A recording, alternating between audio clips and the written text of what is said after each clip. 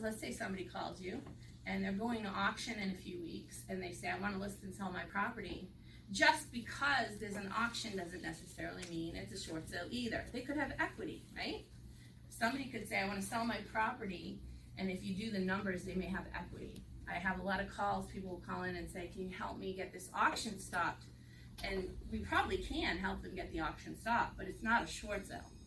So you have to figure out the numbers as to what they owe and what you think the market value of the property is.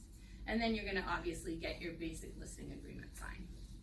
So the types of short sales that you're going to run into, and the reason you want to know the type of short sale that you're about to embark upon is because it's going to dictate some of the things you have to do with your listing, some of the paperwork that you have to receive or get and obtain from homeowners. So you want to look up the type of short sale you're about to list.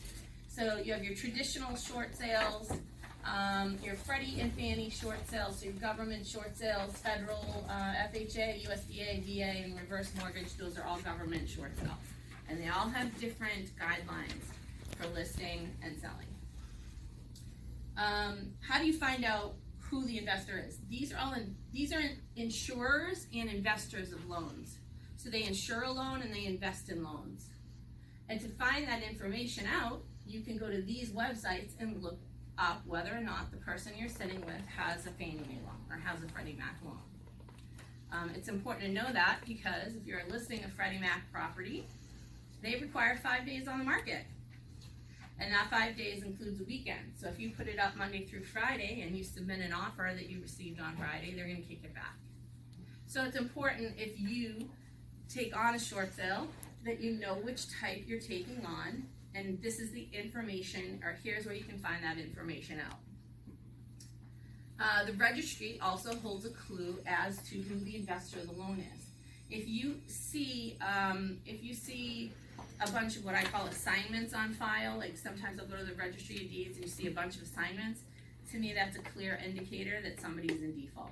Because in order to foreclose in Massachusetts, they have to, in any state, you have to connect to the docs. You have to have clear title and you need to show who owns the loan. So you can find assignments to do that. If you're dealing with an FHA property, then you're going to see an FHA case number right up on the right side of the original mortgage. So that's a very clear indication that you're going to embark upon an FHA mortgage.